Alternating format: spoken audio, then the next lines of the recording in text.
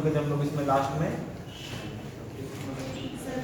हाँ, श्यानता शुरू किया था। ठीक है,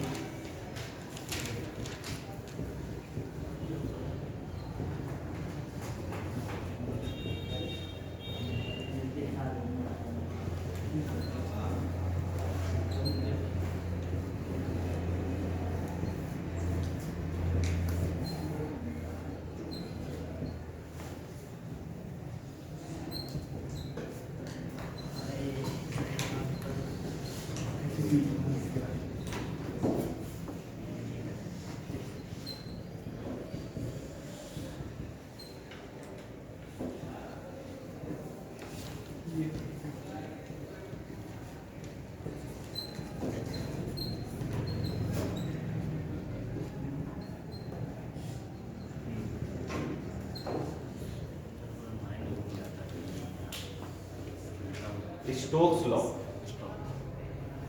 स्टोक्स ने ये बताया कि अगर किसी लिक्विड में कोई ऑब्जेक्ट गिर रही है तो उस पर कितना फोर्स लगेगा। कौन लगाएगा फोर्स?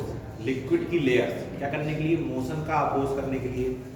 तो वो जो फोर्स होता है वो होता है 6 पाई ईटा आर इंटू वी, जहां ईटा क्या है उस दिन बताया था, श्यानता गुणांक। आर जो वस्तु गिर रही है उसकी त्रिज्या, और वी जिस वेग से वो गिर रही है। ठीक, ये क्या है? श्यान बल का मान। इसी को बोलते हैं स्टोक्स लॉ। नोट करिए। इसके बाद एक जो हम लोग का डेरिवेशन मेन बचा हुआ है वो है सीमांत वेग का। मतलब एक टॉपिक पढ़ना है, उसको पढ़ के फिर जो है इसके सवाल मिलेंगे बचे हुए।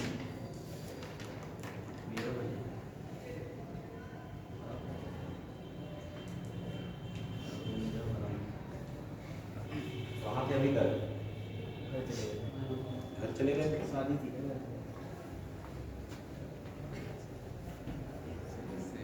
कितने लोग जो बांदा के बाहर के हैं? नहीं, मतलब जो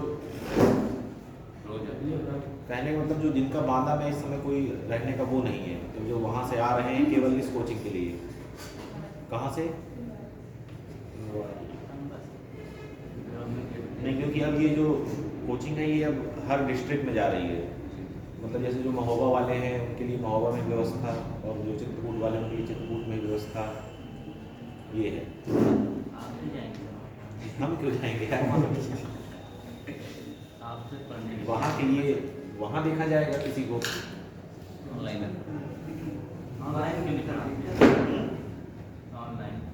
अरे ऑनलाइन कोई नहीं पढ़ता यार।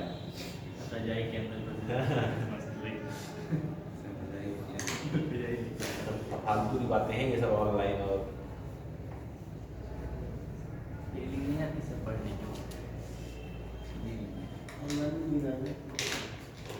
ऑनलाइन अगर इतना बढ़िया होता तो ये सब कोचिंग सब बंद हो गई होती।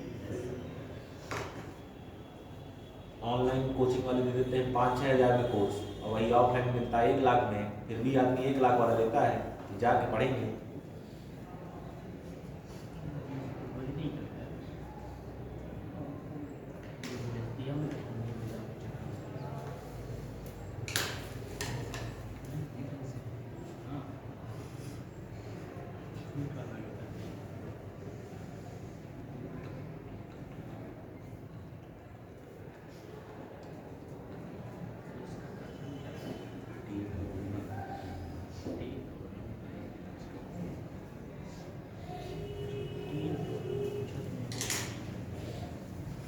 हो गया?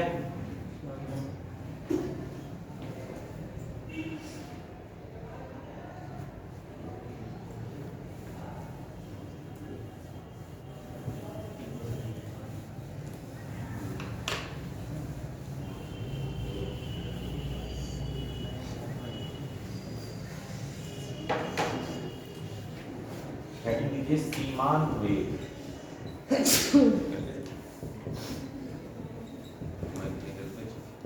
Terminal velocity vt।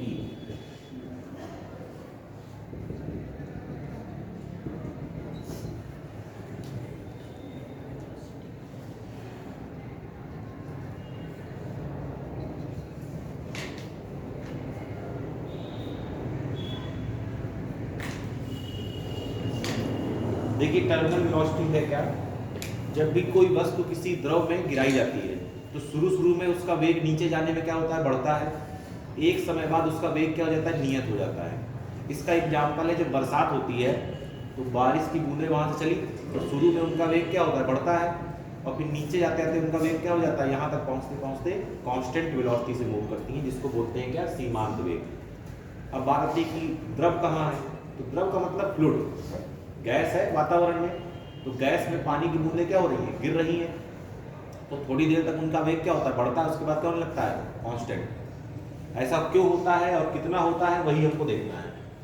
तो मान लिया कि हमने ये कोई वस्तु है, ठीक, इसको थोड़ा और ऊपर बनाइए सरफेस पे, अलग अलग स्टेप्स में इसका मोशन देखेंगे। ये कोई वस्तु है, ठीक, इस वस्तु का द्रव्यमान है m और इस वस्तु का जो घनत्व है वो है कैपिटल D, ठीक, क्योंकि यहाँ दो घनत्व आएंगे इसलिए हमने D ले लिया है, और ये क्या है, वस्तु का द्रव्यमान जो गिर रही है, ठीक। ये जो आपने जिस द्रव में ये गिर रही है उसका घनत्व है कितना, स्मॉल d, उस द्रव का घनत्व कितना है, स्मॉल d, इसकी त्रिज्या कितनी है, मान लीजिए स्मॉल r, ठीक। जब ये पानी में गिरना प्रारंभ करेगी, मतलब जिस भी द्रव में गिर रही है, जैसे ही गिरना प्रारंभ करेगी तो पहली बात तो इस पर नीचे हमेशा क्या लगेगा, इसका भार, क्या लगेगा इसका नीचे हमेशा, इसका भार W, यानी कि वेट कितना लगता है, mg। जब भी कोई वस्तु द्रव में गिरती है तो उस पर एक बल लगता है, इसको बोलते हैं उत्प्लावक बल। कौन सा बल लगता है, उत्प्लावक बल। नीचे जब भी द्रव में कोई वस्तु द्रव को हटाते हुए गिरती है, नीचे जाती है, द्रव को विस्थापित करते हुए, तो उस पर एक बल लगता है, उसको क्या बोलते हैं, उत्प्लावक। अपथ्रस्ट, अगर नाम किसी ने सुना हो, अपथ्रस्ट, उत्प्लावक बल। तो वो उत्प्लावक बल क्या करता है, इसके नीचे आने का विरोध, मतलब जो नीचे आ रही है, जितना ये द्रव विस्थापित करती है उस द्रव के भार के बराबर क्या लगता है, अपथ्रस्ट। तो उस अपथ्रस्ट का नाम हमने दे दिया क्या है, U, ठीक। ये बस अभी सरफेस पे पहुंची है, वो वाली पोजीशन है, अभी बनाई गई है। एक पोजीशन बना लेते हैं यहाँ पर, जब ये कहीं यहाँ कहीं आ गई होगी तो W भार तो इसका नीचे लग ही रहा होगा, उत्प्लावक बल भी ऊपर लग रहा होगा, क्योंकि ये क्या करेगी, द्रव को विस्थापित करते हुए नीचे जाएगी। अरे तुम यार कुछ फेंकोगे पानी में तो उसको पानी को हटाएगा ना वो। अच्छा, जैसे ही ये नीचे पहुंचेगी द्रव में तो इस पर एक बल और लगेगा, किसकी वजह से, इस द्रव की श्यानता की वजह से। किसकी वजह से, इस द्रव की श्यानता। मैंने बताया था श्यानता कुछ नहीं है, क्या है, घर्षण बल। श्यानता कुछ नहीं है, क्या है, घर्षण बल, जो कहाँ लगता है, द्रवों में लगता है। कहाँ लगता है, द्रवों में। क्या करने के लिए, सापेक्षिक गति का विरोध करने के लिए।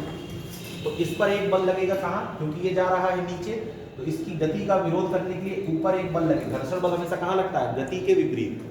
तो इस पर एक बल लगेगा जिसको बोलेंगे क्या, श्यान बल। कहाँ लगेगा, ऊपर। अब देखो श्यान बल तुमने अभी भी देखा था, फॉर्मूला स्टोक्स के लॉ से 6 पाई थीटा r × v, ठीक। तो हम वो पोजीशन ले रहे हैं कि जब ये गिरना बिल्कुल प्रारंभ कर रही है, तो जब ये गिरना बिल्कुल प्रारंभ कर रही है तो शुरुआत में इसका वेग 0 होगा, तो इसका ये श्यान बल क्या होगा, 0। जब तक ये पानी के अंदर नहीं पहुंचेगी तब तक इस पर कोई श्यान बल नहीं लगेगा, ठीक है। अभी ये पानी की कहाँ है, तली पर रखी हुई है, ठीक है। नीचे क्या लग रहा है, भार, ऊपर क्या लग रहा है, उत्प्लावक बल, Fb अभी क्या है, 0। स्टार्टिंग में क्या लिखेंगे, शुरुआत में Fb क्या है, 0, और जो भार होगा इसका वो बड़ा होगा किससे, U से, तभी तो नीचे गिरेगी शुरू में। तो ये जब नीचे गिरेगी, ध्यान समझिएगा, दो बल लग रहे हैं, एक नीचे भार लग रहा है, एक ऊपर क्या लग रहा है, उत्प्लावक बल। शुरुआत की कंडीशन में श्यान बल को थोड़ी देर के लिए छोड़ दीजिए, ठीक है। अभी हमने माना है कि शुरुआती कंडीशन की हम बात कर रहे हैं। तो शुरुआत में ये W क्या होगा, बड़ा होगा, इसका भार है, और U क्या होगा, छोटा होगा। तो ये कहाँ आने लगेगी, नीचे आने लगेगी। जैसे ही ये द्रव में गति करना प्रारंभ करेगी, जैसे ही द्रव में जाएगी तो अब एक बल और आ जाएगा, किसका सपोर्ट करने, U का सपोर्ट करने। तो स्टार्टिंग में क्या है, W > U है, तो जो नेट फोर्स है, जो कुल बल है, वो कहाँ लग रहा है, नीचे की ओर। कहाँ लग रहा है, नीचे की ओर, क्योंकि नीचे वाला बल क्या है, बड़ा। जब नीचे की तरफ बल लग रहा होगा तो नीचे की तरफ क्या आएगा, त्वरण। भाई जिधर बल उधर क्या है, त्वरण। तो इससे क्या होगा, नीचे की तरफ एक क्या है, त्वरण। इससे होगा क्या, इसको वस्तु का जो वेग है भाई, जब त्वरण होगा तो क्या बढ़ेगा, वेग बढ़ेगा, तो वस्तु का वेग बढ़ेगा। ये हो गई बिल्कुल प्रारंभिक अवस्था। जैसे ही ये नीचे आना प्रारंभ करेगा, जैसे से नीचे आएगा, ध्यान समझिएगा, वैसे वैसे इस त्वरण के कारण इसका वेग बढ़ेगा, और जैसे जैसे इसका वेग बढ़ेगा तो ये वाला बल बढ़ेगा। बढ़ेगा कि नहीं बढ़ेगा भाई, इस वस्तु का जैसे जैसे नीचे आने पे वेग बढ़ेगा। शुरुआत में फिर से एक बार शुरू से देखिए, एक गेंद है, इसको इस द्रव में गिरना है, इसको इस द्रव में क्या करना है, गिरना है। इस गेंद का द्रव्यमान कितना है, कैपिटल एम, और इस गेंद का घनत्व कितना है, कैपिटल डी। जिस द्रव में ये गिर रही है उसका घनत्व कितना है, स्मॉल डी। हमने कहा जब ये वस्तु गिरना प्रारंभ कर रही है, स्टार्टिंग में, मतलब ये नीचे जा नहीं रही है, अभी ये तली पर है, तो इसका भार नीचे लग रहा है mg, और जब भी कोई वस्तु द्रव को हटाते हुए नीचे जाने का प्रयास करती है तो उस पर एक बल लगता है जिसको बोलते हैं उत्प्लावक बल। तो ये u क्या है, उत्प्लावक बल। शुरुआत में इसको नीचे जाना है तो w क्या है, u से बड़ा है। जैसे ही ये नीचे जाएगी, जैसे ही ये नीचे जाएगी भाई, नीचे का बल बड़ा है तो नीचे की तरफ क्या लगेगा, त्वरण। बल बराबर क्या होता है, द्रव्यमान गुणे त्वरण, और त्वरण क्या करता है, वेग को बढ़ा देता है। अब जैसे ही नीचे जाएगी तो यहाँ पर वेग क्या होगा, बढ़ेगा। ठीक है, W का मान फिक्स है क्योंकि mg है, U का मान भी फिक्स है, वो भी mg ही होता है, लेकिन वो किसके लिए होता है, इस द्रव के जितना द्रव का जितना द्रव्यमान इसने हटाया होगा उसका mg होगा। ये किसका mg है, वस्तु का। तो ये दोनों तो फिक्स हो गए। अब वेग के बढ़ने से जब ये नीचे जाएगा तो एक बल और एक्शन में आएगा जिसको बोलेंगे क्या, श्यान बल। ये श्यान बल क्या करेगा, इसका विरोध, तो कहाँ लगेगा, ऊपर। शुरुआत में W बड़ा था, कहाँ भागा चला था, नीचे, किसके, त्वरण के साथ। किसके साथ, त्वरण के साथ। अब जैसे ही इसका वेग बढ़ना प्रारंभ होगा तो एक स्थिति ऐसी भी आएगी कि जो ये W है ये U प्लस FB के क्या हो जाएगा, बराबर। भाई ये बल शुरुआत में क्या था, खत्म। जैसे से वेग बढ़ना शुरू हुआ तो ये बल बढ़ना शुरू हुआ। तो शुरू में ये जो ज्यादा था, अब इसका सपोर्ट करने के लिए एक और आ गया। तो एक कंडीशन ऐसी आएगी कि जब नीचे वाला बल किसके बराबर हो जाएगा, ऊपर वाले बल के। जब नीचे का बल ऊपर के बल बराबर हो जाएंगे तो इस वस्तु पर कार्य करने वाला कुल बल क्या हो जाएगा, शून्य। और जब किसी वस्तु पर कार्य करने वाला कुल बल शून्य होता है तो उस वस्तु का त्वरण क्या हो जाता है, शून्य। किसी वस्तु का त्वरण शून्य यानी कि उसका वेग क्या हो जाता है, नियत। त्वरण जीरो यानी कि क्या है, वेग क्या है, नियत। और यही नियत वेग क्या कहलाता है, सीमांत वेग। तो जब भी कोई वस्तु द्रव में गिरना प्रारंभ करती है तो शुरू में उसका वेग बढ़ता है तथा कुछ समय पश्चात उसका वेग क्या हो जाता है, नियत हो जाता है। उसी नियत वेग को क्या बोलते हैं, सीमांत वेग। क्लियर है। अब ये W बराबर क्या होता है, भार बराबर देखिए mg। ये U बराबर भी क्या होता है, mg, लेकिन ये किसका mg, जितना द्रव का इसने भार हटाया होगा। ठीक है, तो इसको मैं भी कुछ नहीं लिख रहा हूं, इसका मैं मान डायरेक्ट लिखूंगा। ये हो गया F। जरा ध्यान से देखिएगा, m द्रव्यमान बराबर होता है आयतन गुणे घनत्व, होता है कि नहीं। तो m बराबर मैं लिख सकता हूं आयतन, मान लीजिए कितना है, v। ठीक है ना, और घनत्व कितना हमने माना था गेंद का, कैपिटल D, और ये क्या है, स्मॉल g। ये u बराबर भी कितना होगा, mg। ये u बराबर कितना होगा, mg, और इसके m में भी क्या आएगा, आयतन गुणे घनत्व। समझ रहे हैं कि नहीं समझ रहे हैं। तो आयतन हो गया v, लेकिन इसका घनत्व कितना है, स्मॉल d। इसका घनत्व कितना माना तुमने, स्मॉल d, और साथ में क्या लगा होगा, g, प्लस FB कितना होता है, 6 पाई ईटा r इंटू। ये कंडीशन कब आएगी, जब इसका वेग कौन सा होगा, सीमांत वेग। जब ये सीमांत वेग की कंडीशन आएगी तभी तो ये बल बराबर होंगे। तुमको क्या निकालना है, VT निकालना है। इसको जरा इधर ले जाओ, तो VDG, ये इधर आएगा माइनस का VDG बराबर 6 पाई ईटा r इंटू VT। यहाँ से VG क्या हो जाएगा, कॉमन, तो VG क्या बचा, D माइनस D। ठीक, बराबर क्या है, 6 पाई ईटा r इंटू VT। आपको चाहिए VT, सबको दूसरी तरफ भेज दो, तो यहाँ लिखा है V D minus D G, और नीचे क्या जाएगा, 6 पाई ईटा r। ठीक, गेंद का आयतन कितना होगा, 4/3 पाई r क्यूब, रख दीजिए। V कितना होगा, सॉरी कैपिटल V है, ध्यान दीजिए, 4/3 पाई आर क्यूब, क्या लिखा है d माइनस डी, और क्या लिखा है g, और नीचे क्या लिखा है 6 पाई ईटा आर। देखो एक आर से ये वाला एक आर कट जाएगा, इस पाई से ये क्या कट जाएगा, पाई कट जाएगा ना, 2 से काटो इसको जरा, तो 2 दूनी 4 और 2 तिहाई 6, तो यहाँ बचेगा VT बराबर 2 R square d minus D G 3 3 9, और ये क्या है ईटा। ये है आपका सीमांत वेग। सूत्र याद रखना पड़ेगा, सूत्र याद रखना पड़ेगा। कंफ्यूजन तुम्हें केवल यहीं पर होगा, कहाँ पर होगा कि कौन सा डी ये है, कौन सा डी ये है। तो बिल्कुल सिंपल सा कॉन्सेप्ट याद रखना, बड़े वाले में से छोटे वाले को घटा देना। जैसे भूल जाओ सूत्र में कौन सा डी कौन वाला था, बड़े वाले में छोटे वाले को घटा देना, ठीक। डी छोटा डी होगा चलेगा, मतलब छोटा डी उसका होगा जिसमें गेंद गिर रही है, और बड़ा वाला डी जो वस्तु गिर रही है उसका करना होगा, ठीक है। अगर बाई चांस भूल जाए कभी सवाल में, तो ये तरीका आप फॉलो कर सकते हैं। बड़े में छोटा, बड़े में छोटे क्या कर देना है, घटा देना है।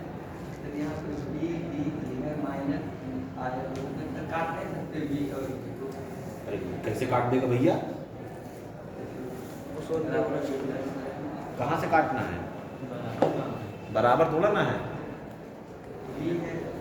अरे तो उधर एक और भी तो टर्म लिखा है 6 पाई ईटा आर इंटू बी। काटा पीटी ना करो, हिंसा ना करो। हाँ मल्टीप्लाई तो काट देते हैं, काटना पीटना नहीं है। पिछले 3 दिनों से भाई बहुत ठंडी है यार, शीतलहर चालू है, शीतलहर। आज तो हवा नहीं चल रही है, 2 दिन से तो सुबह सुबह हवा ही चलती रहती थी।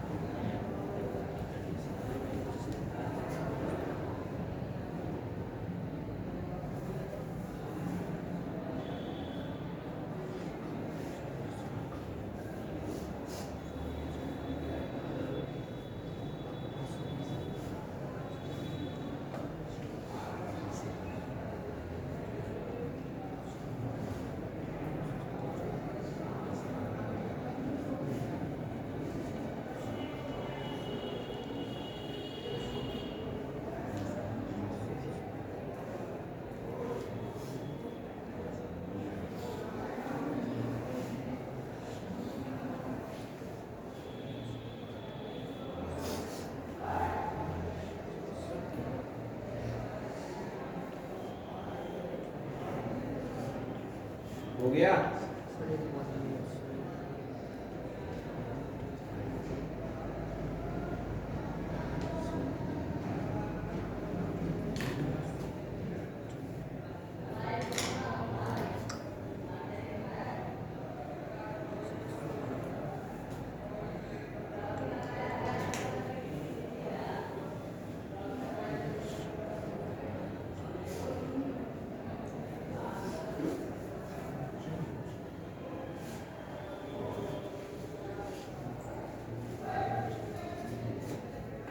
हो गया?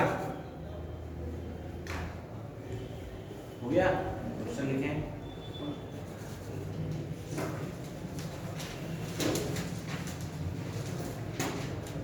बोले लिखिए। लिखिए एक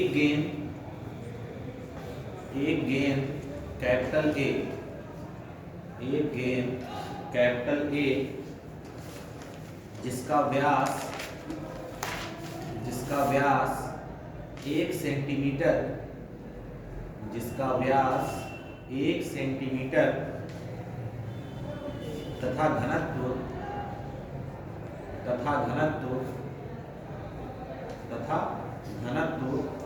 8 ग्राम प्रति सेंटीमीटर क्यूब, तथा घनत्व 8 ग्राम प्रति सेंटीमीटर क्यूब है। यह गेंद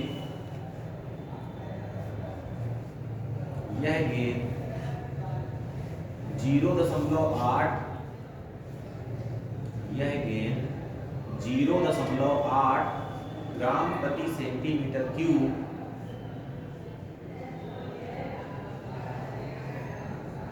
घनत्व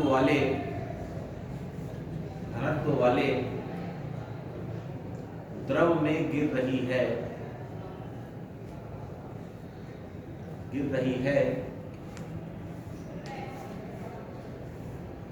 जिसका श्यानता गुणांक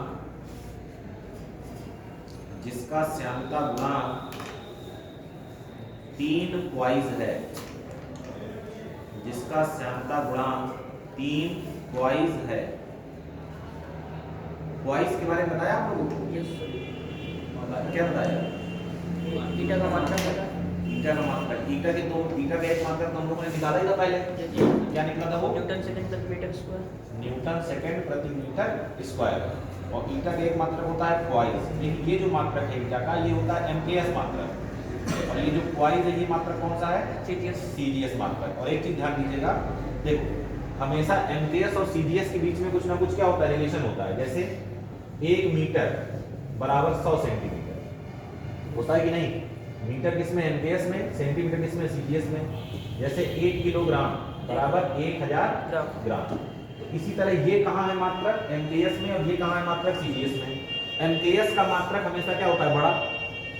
तो ध्यान दीजिएगा, 1 न्यूटन सेकंड पर मीटर स्क्वायर, ये क्या हुआ? एमकेएस मात्रक बराबर होते हैं 10 क्वाइज के। इसके बराबर होते हैं 10 क्वाइज की। या यहाँ से हम 1 क्वाइज की वैल्यू निकाल सकते हैं। कितनी हो जाएगी? 1/10 न्यूटन सेकंड पर मीटर स्क्वायर। इस पॉइंट को नोट कर लीजिएगा कहीं जहाँ पे आपने लिखा हो, क्योंकि जो ईटा की वैल्यू है वो ज़्यादातर क्वेश्चन में आपको क्वाइज में देगा।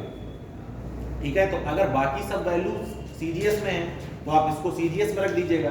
अगर बाकी सब वैल्यू एमकेएस में है, मतलब मीटर और किलोग्राम में है, तो इसको बदल दीजिएगा। ऐसे ये जो प्रश्न दिया है हमने, इसमें सब किसमें? सीजीएस में। तो ईटा की वैल्यू बदलने की आवश्यकता नहीं पड़ेगी। यहाँ तक हो गया? नोट हो गया क्वेश्चन? लिखिए एक दूसरी गेंद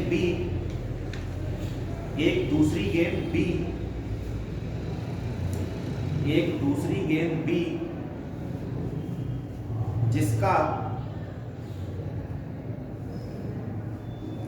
जिसका व्यास 0.5 सेंटीमीटर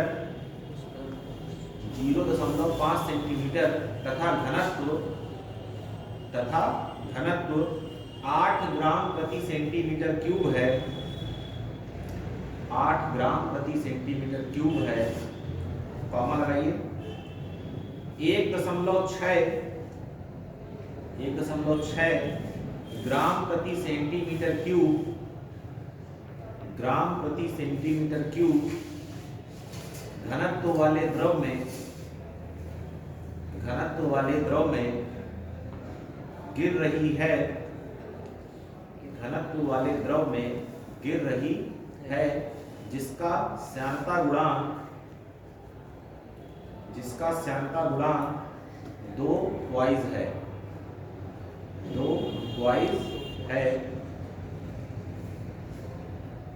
ठीक, फुल स्टॉप। दोनों गेंदों के सीमांत वेग का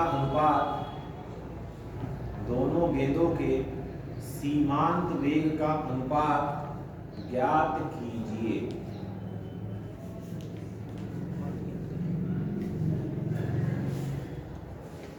दोनों गेंदों के सीमांत वेग का अनुपात ज्ञात कीजिए, यानी कि आपको ज्ञात करना है VA/VB। पहले एक गेंद थी, फिर क्या है दूसरी गेंद, दोनों के सीमांत वेग का अनुपात। सारी वैल्यूज आपको जो भी जरूरी है वो दी हुई है। पहले एक की इक्वेशन लिखिए, फिर दूसरे की इक्वेशन लिखिए, दोनों का क्या कर दीजिए, भाग कर दीजिए। ठीक, जो कट जाए उसको काट दीजिए, बाकी मान रख के हल कर लीजिए।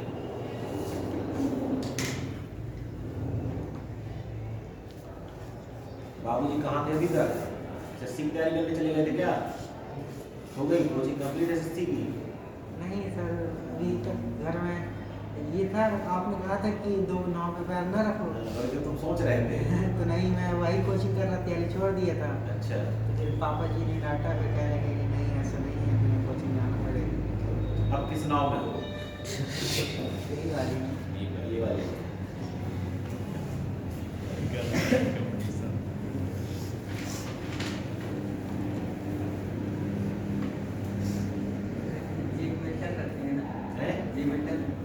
हाँ, जी तो कट जाएगा ना यार, दोनों में है जी। 2/9 कट जाएगा, जी कट जाएगा। कैपिटल डी क्या है? जो वस्तु गिर रही है उसका घनत्व कितना दिया है, 1.6। और स्मॉल डी क्या है? जिसमें गिर रही है, मतलब जो भी दिया हो वैल्यू, उसको अपने हिसाब से रख लीजिएगा। 1.6 नहीं, सॉरी, डी कैपिटल डी कितना है, ज्यादा है, 8 है।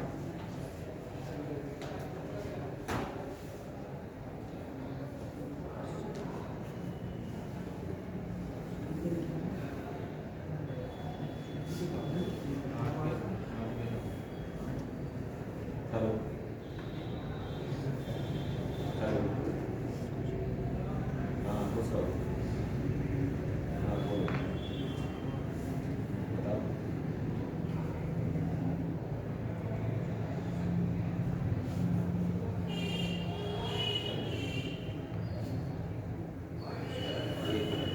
नोट करिए, उसे काम के पास चले जाओ ना।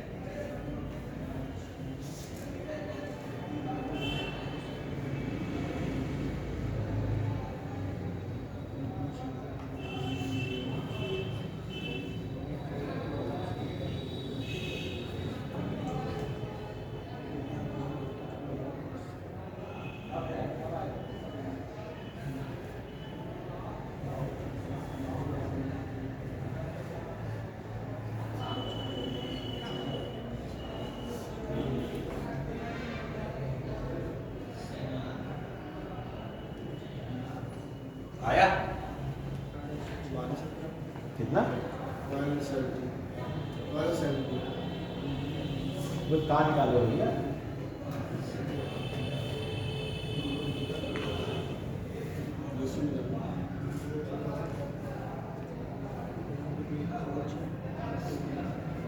चेक करो एक बार कैलकुलेशन।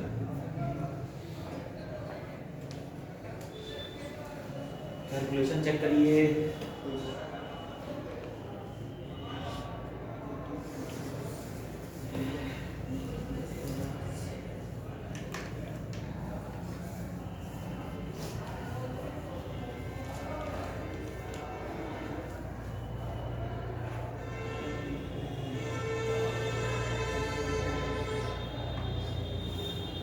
चलेगा क्वेश्चन? हाँ ठीक है, सही है। कैलकुलेशन चेक करो जरा। गलत है? ये वो 0.5 का मतलब वो नहीं किया 0.3 आ रहा 0.3 अपॉन 0.3 में 3 आ रहा होगा। ये लो डेसिमल देखो कहाँ गायब किए हो।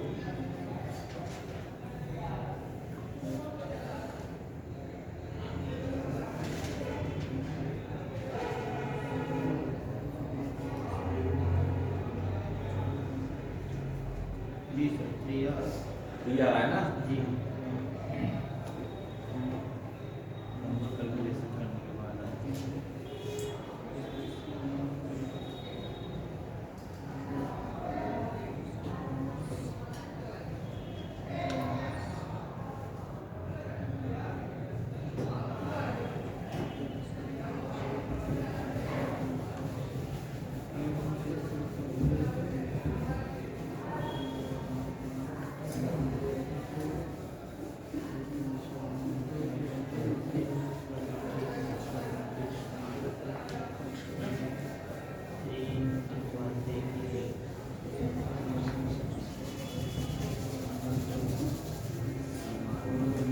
आ गया?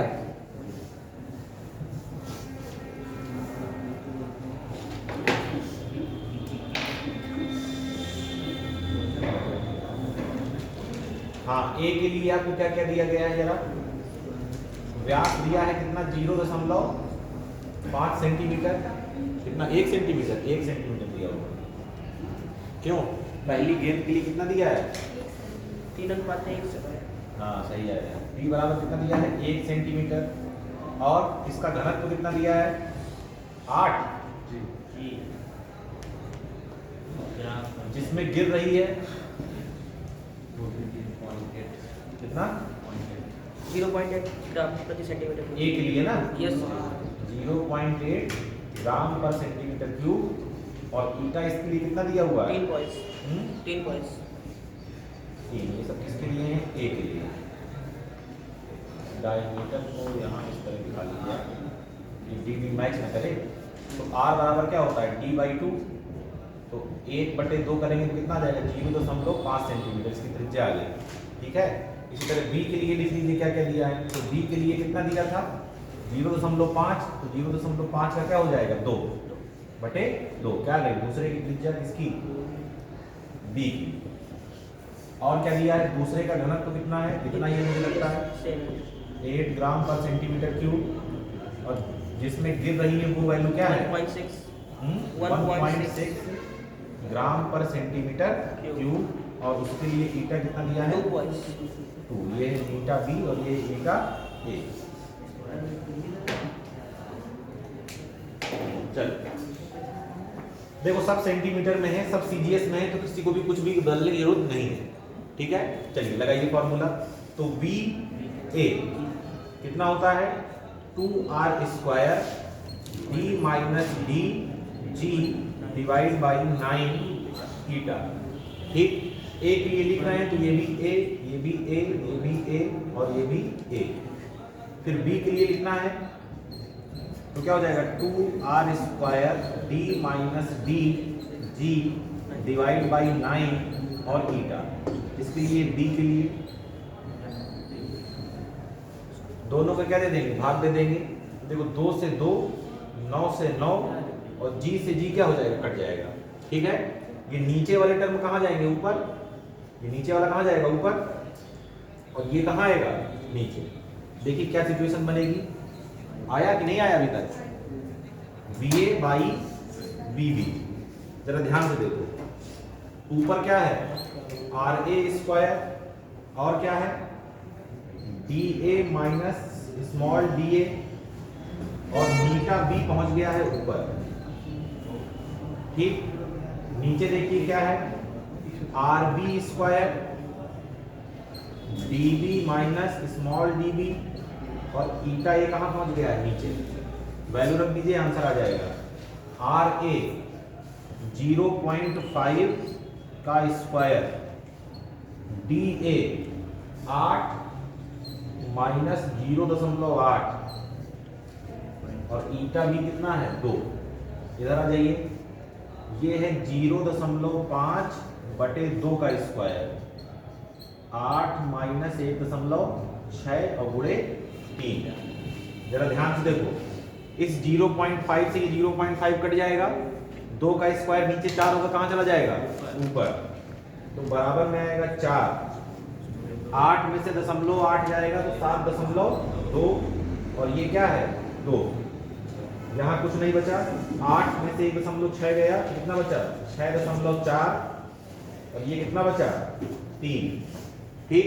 देखिए सॉल्व करिए इसको, इस दशमलव से दशमलव खत्म, 8 से 8 बार और ये 9 बार, 3 से ये 3 बार, 4 से ये 2 बार, 2 से ये 2 बार और केवल क्या बच गया 3, BA बाई BB।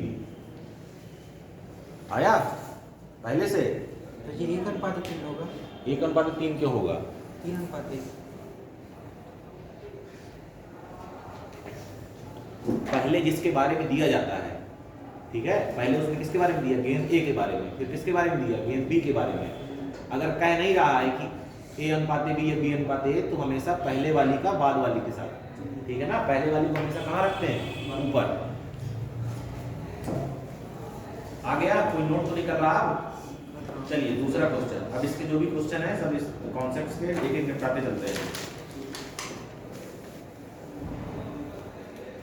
ठीक। जो भी क्वेश्चन जिस कॉन्सेप्ट का लगे उसका आप पीछे पलट के फॉर्मूला देख सकते हैं। क्वेश्चन लिखिए,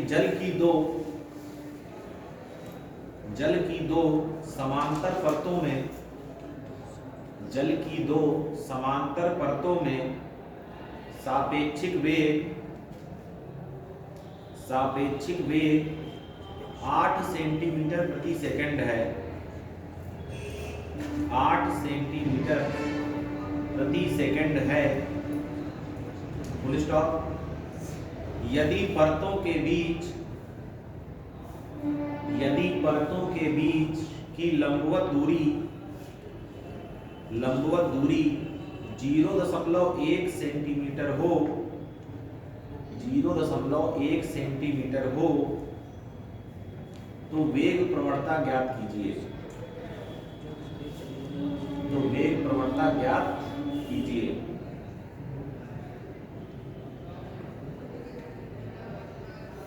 सापेक्ष वेग 8 सेंटीमीटर 8 सेंटीमीटर प्रति सेकंड। सिंपल क्वेश्चन है,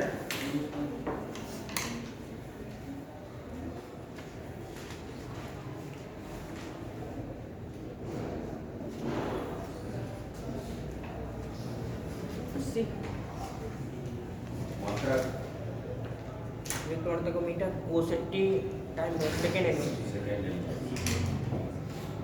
वेग प्रवणता क्या होता है, डेल्टा V बाई डेल्टा, तो डेल्टा V दिया है 8 और डेल्टा x कितना दिया है 0.1, 0.1 हटाएंगे ऊपर एक 0 बढ़ जाएगा, कितना आ जाएगा 80 आ जाएगा।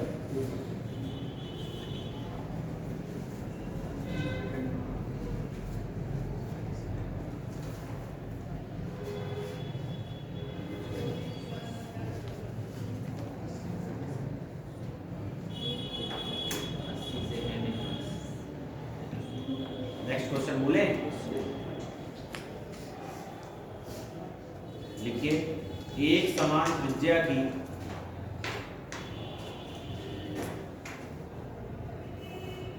नेक्स्ट क्वेश्चन नोट करो यार, इसी को नोट कर रहे हो, उसका फॉर्मूला नहीं आएगा मुझे, इसका जो आप बोल रहे हैं।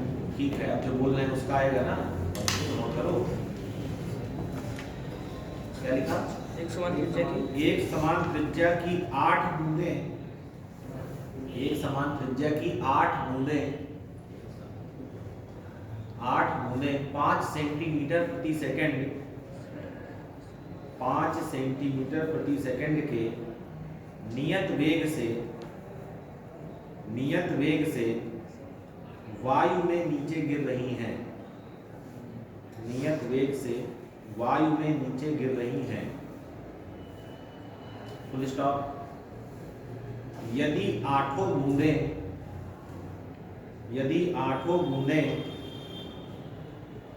संयुक्त होकर एक हो जाएं, यदि 8 बूंदें संयुक्त होकर एक हो जाएं, तो उस बड़ी बूंद का सीमांत वेग क्या होगा? तो उस बड़ी बूंद का सीमांत वेग क्या होगा?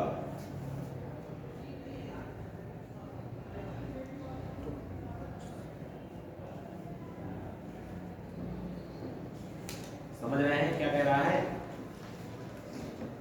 8 छोटी छोटी बूंदें हैं, गिर रही हैं, किसमें? वायु में। ऊपर से यार पानी आ रहा होगा, क्या हो गई? 8 मिलकर बन गई एक। तो पूछ रहा है कि अगर वो बड़ी बूंद होगी तो उसका सीमांत वेग कितना होगा? कुछ किसी के दिमाग में क्लिक हो रहा है कैसे अटेम्प्ट कर सकते हैं क्वेश्चन को? देखो सीमांत वेग का फॉर्मूला क्या है? 2r² d - dg / 9 ईटा। ठीक है, यहाँ आपको क्या दिया गया है? केवल पहली गेंद का सीमांत वेग। देखो d, क्योंकि एक ही मटेरियल की बूंदें हैं तो कैपिटल D दोनों के लिए क्या हो गया? सेम हो गया, चाहे छोटी हो चाहे बड़ी हो। वायु में गिर रही है तो स्मॉल d भी दोनों के लिए क्या हो गया? सेम हो गया। g दोनों के लिए सेम है ही। ईटा क्या होता है? जिसमें गिर रही है उसका सांद्रता गुणांक, तो वायु में गिर रही है तो उसका सांद्रता गुणांक भी क्या हो गया? सेम। केवल फैक्टर किसका आने वाला है? r का, त्रिज्या का। इसका फैक्टर आने वाला है त्रिज्या का। अगर आप त्रिज्या में दोनों के छोटी और बड़ी गेंद के त्रिज्या में आप क्या निकाल लें? संबंध निकाल लें, तो आप आसानी से अनुपात निकाल सकते हैं। आपको निकालना क्या है? छोटी गेंद का सीमांत वेग और बड़ी गेंद के सीमांत वेग का अनुपात। जो अनुपात आएगा उसमें छोटी गेंद का सीमांत वेग दिया है 5 सेंटीमीटर पर सेकंड, उसको रख देंगे तो बड़ी गेंद का सीमांत वेग आ जाएगा। इस तरह के क्वेश्चन बहुत सारे चैप्टर में मिलते हैं। ये अगर तुम लोग को याद हो तो इसके पहले मैंने इसी चैप्टर में ये क्वेश्चन कराए भी हुए हैं इस तरह वाले, इसमें त्रिज्या को बराबर करते हैं।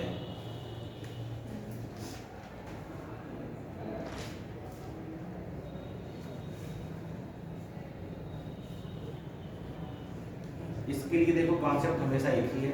जब भी कहे कि छोटी बूंद मिला के बड़ी कर दी गई, बड़ी मिला के छोटी कर दी गई, 8 छोटी बूंदों का आयतन बराबर 1 बड़ी बूंद का आयतन। छोटी बूंद की त्रिज्या मान लीजिएगा स्मॉल r और बड़ी बूंद की त्रिज्या मान लीजिएगा कैपिटल R। हल करिएगा तुरंत क्या निकल आएगा? स्मॉल r कैपिटल R में संबंध, दोनों सूत्र लगा के अनुपात से मान निकाल लीजिएगा। केवल r का टर्म बचेगा, बाकी सब कट जाएंगे। 1 बड़ी बूंद का आयतन बराबर 8 छोटी बूंदों का आयतन। आयतन कितना होता है? 4/3 पाई r क्यूब।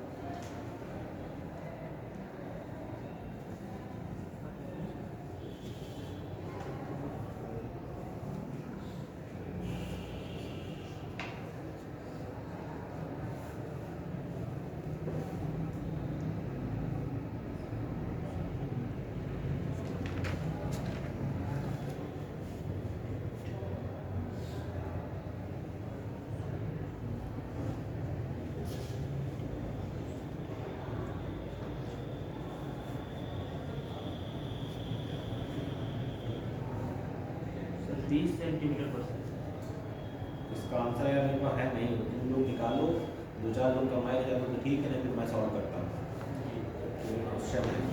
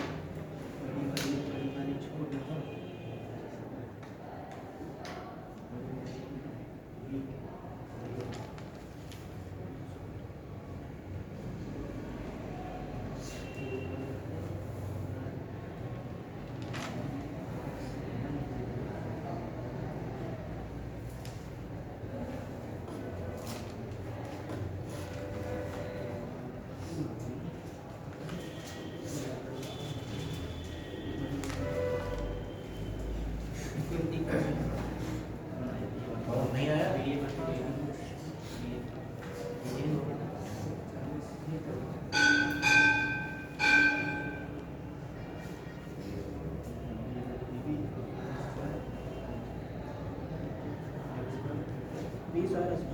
ना 20 हमारा नहीं आ रहा, 13 आ रहा है, 13 12 11 20 सेंटीमीटर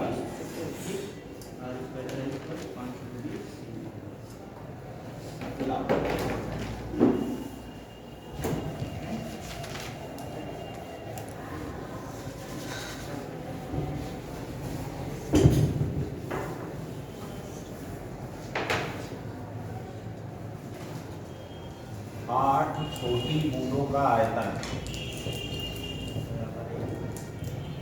बराबर एक बड़ी बूंद का आयतन।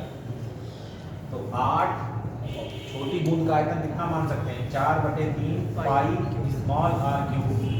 एक बड़ी बूंद है तो 4/3 पाई कैपिटल आर क्यूब। 4/3 पाई से 4/3 पाई कट गया, कितना आया 8 गुणे स्मॉल आर क्यूब बराबर कैपिटल आर क्यूब। जब भी इस तरह के रिलेशन मिलेंगे, एक क्वेश्चन बनता है 64 छोटी बूंदें मिला के क्या बन रही है, एक बड़ी बूंदें, मतलब क्यूब वाला ही आपको वैल्यू हमेशा मिलेगी। तो 8 को आप लिख सकते हैं 2 की पावर 3, और ये है r की पावर 3, और ये है कैपिटल R की पावर 3। तीनों की पावर क्या हो जाएंगी, गायब हो जाएंगी, क्या ले लेंगे क्यूब रूट। तो यहाँ से कैपिटल R बराबर कितना आएगा 2r। यहीं अगर 64 दिया होता तो 4 का क्यूब लिख लेते, तो कैपिटल R बराबर क्या जाता 4 इंटू स्मॉल r। ये आपको काम हमेशा करना है। अब देखिए v big divide by v small, value लिख लीजिए दोनों की। तो 2 बिग की रेडियस कितनी है capital R, d minus small d g divide by 9 beta. यहाँ जाइए, स्मॉल के लिए 2 small r square d minus d g divide by 9 beta. ये और ये सब cancel. vb divide by vs कितना आया capital R divide by small r square. किसी की भी वैल्यू रख लीजिए, किसी के भी टर्म में। देखिए कैपिटल R की वैल्यू कितनी है 2 इंटू स्मॉल r का स्क्वायर, और ये क्या है स्मॉल r का स्क्वायर, इससे कट जाएगा, ठीक है। तो v big divide by v small आ जाएगा 2 का स्क्वायर 4, स्मॉल का कितना था 5, तो v कितना आ जाएगा 4 इंटू vs, और vs आपको दिया है कितना 5, तो v बिग कितना आ जाएगा 20 सेंटीमीटर पर सेकेंड। ठीक, नोट कर लें। जब भी बड़ी छोटी बूंदों के बारे में कहेगा तो सबसे पहले क्या बराबर कर देना है, आयतन बराबर करके त्रिज्या में संबंध निकाल लेना है। ये दिए रहेंगे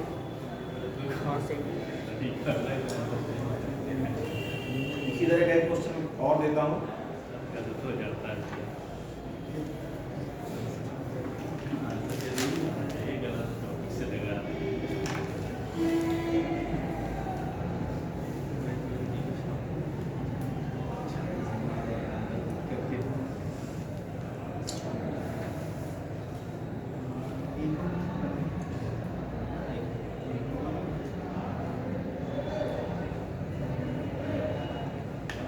पीछे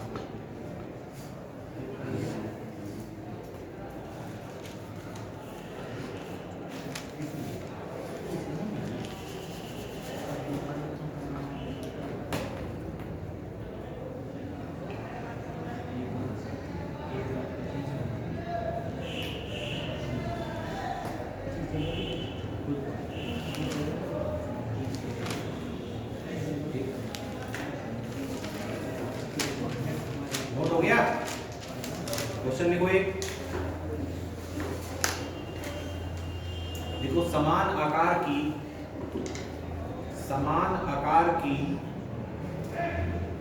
जल की 64 बूंदें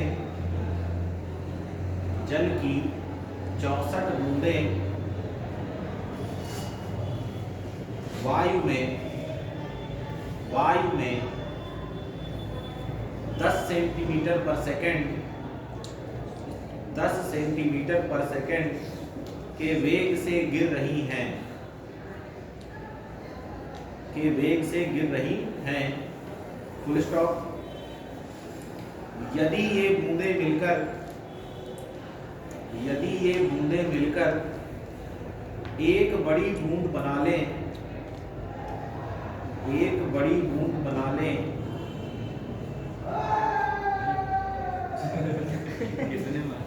तो बड़ी बूंद का सीमांत वेग क्या होगा?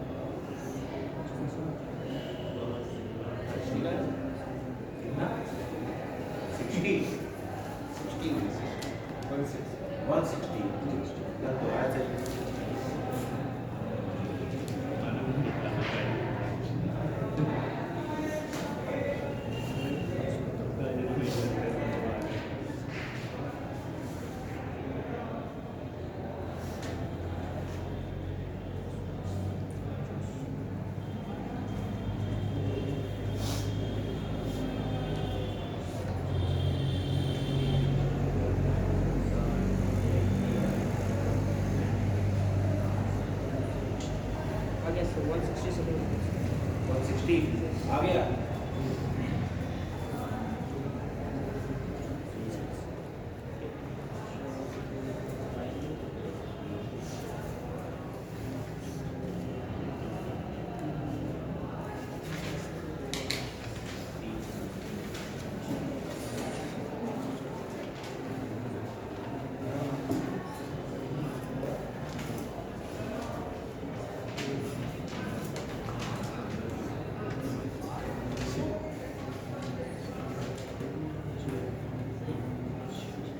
नेक्स्ट क्वेश्चन लिखिए।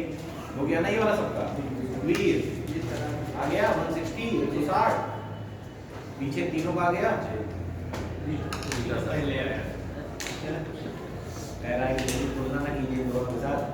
नहीं इसी का पहले आया इसी का पहले आया था। अरे मनु सिंह, मनु नाम है ना? चलिए क्वेश्चन लिखिए नया। मेरा था जिस दिन तक मेरा नाम अपने आप से बोलेंगे।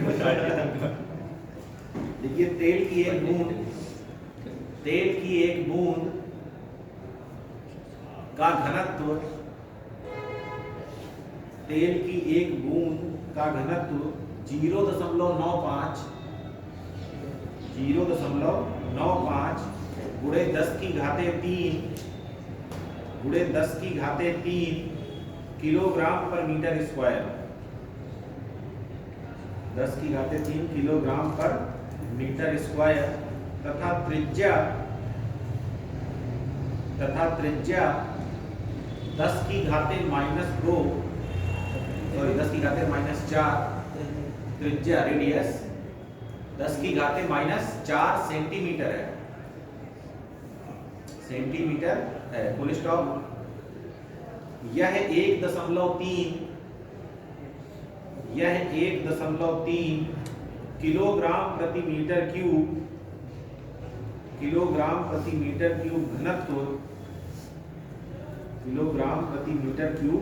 घनत्व तथा 18 गुणे 10 की घाते -6 तथा 18 गुणे 10 की घाते -6 मीटर का क्या है सीजीएस मात्रक, वो एमकेएस मात्रक न्यूटन सेकंड प्रति लिख लीजिए उसी को। 18 गुणे 10 की घाते -6 है क्या ये 18 देखो तो 18 गुणे 10 की घाते -6 किलो न्यूटन सेकंड प्रति मीटर स्क्वायर श्यानता गुणांक की वायु में गिर रही है।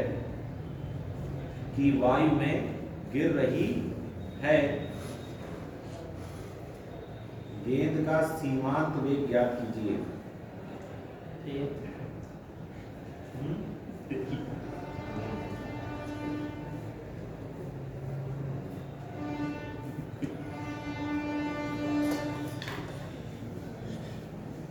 पहले का घनत्व मीटर क्यूब होगा क्यूब कर लेना, मीटर क्यूब ही होगा। देखो सब कुछ सीजीएस सब कुछ एमकेएस में दिया है, केवल त्रिज्या सीजीएस में दी है तो उसको एमकेएस में बदल लेना, सेंटीमीटर किसमें मीटर में।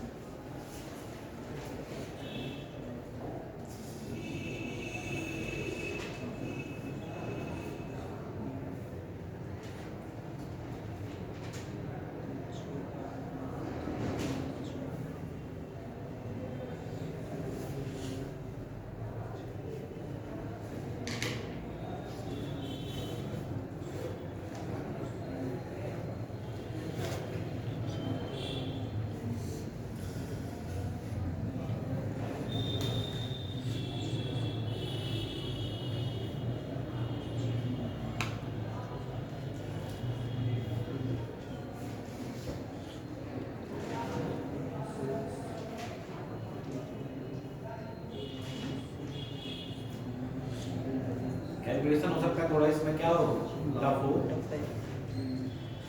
है ना। बाकी फॉर्मूला तो सब समझ ही गए हैं, वैल्यू रख के केवल क्या करना है, सॉल्व करना है, घर में करिएगा। दूसरा क्वेश्चन लिखिए।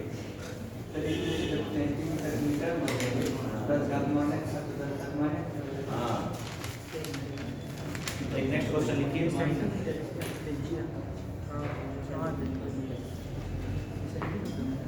देखो एक टंकी में क्वेश्चन लिखिए, कैलकुलेशन करना घर में कर लीजिएगा, कॉन्सेप्ट तो आप समझ ही गए हैं।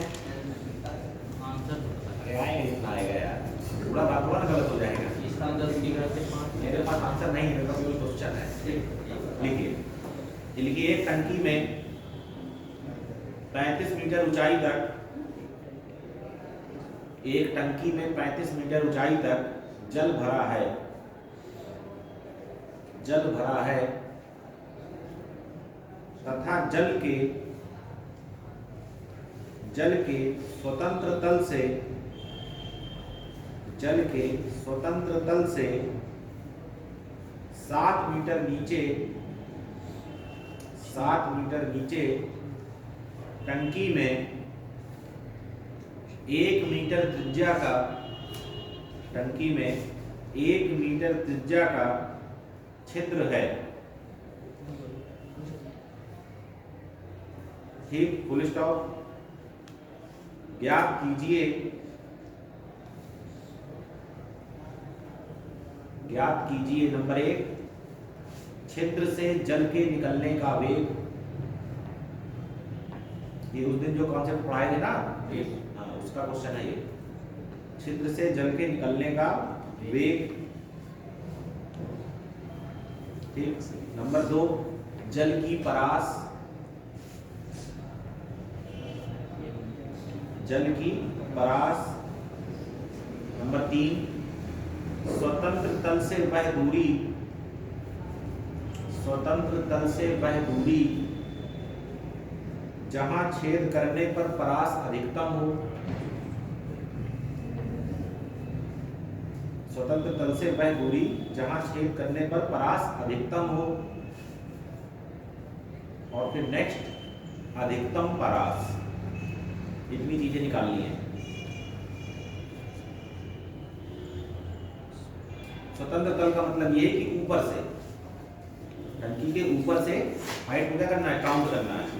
तो 35 मीटर ऊंचाई तक जल भरा है, तो वहां पर 35 मीटर क्या था, कैपिटल H, जहां तक टंकी में क्या भरा रहता है, पानी भरा रहता है। उसके बाद आपने स्मॉल h लिया था, जहां पर क्या करते हैं, होल करते हैं।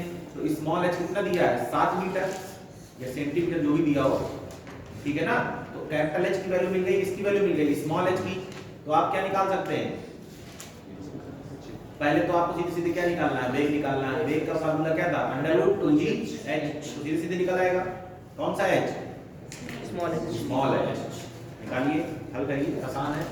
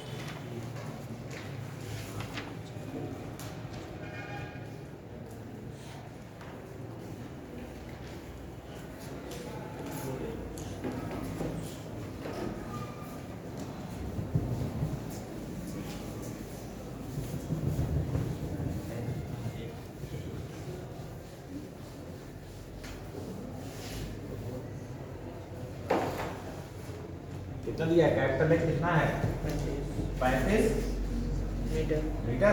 Yes, small h 7 metre. 7 metre. पहले में क्या पूछ रहा है,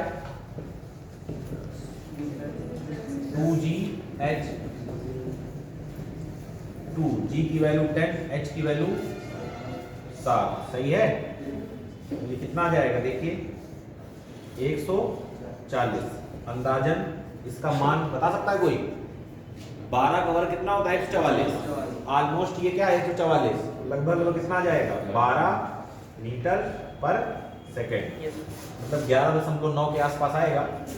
फिर दूसरे में क्या पूछ रहा है जल का परास, तो जल का परास R बराबर क्या था याद है under root over H, H कौन minus सा H, H H small capital H, फिर capital H minus small H। H, यही था ना। 28 रख दीजिए H की वैल्यू 7 और 35 में से 7 जाएगा कितना बचेगा 28। इसको देखो इस तरह लिखो 4 7 और 28 को लिखो 7 4, ठीक है। देखो एक जोड़ा ये बन गया, एक जोड़ा ये बन गया, बन गया, समझ रहे हो कितना आ जाएगा, एक 7 बाहर आ जाएगा, एक 4 बाहर आ जाएगा, कितना आ जाएगा 21 मीटर, ठीक 28 28, हाँ ठीक है।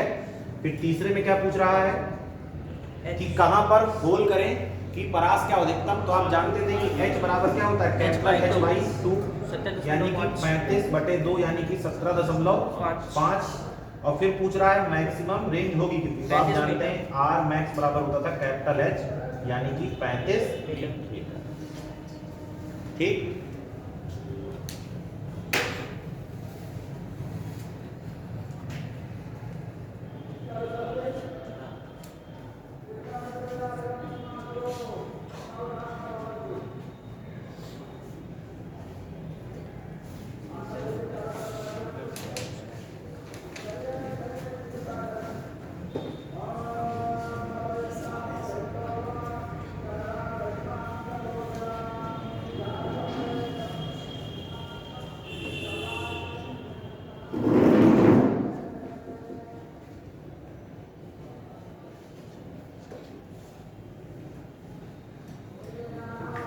हो गया,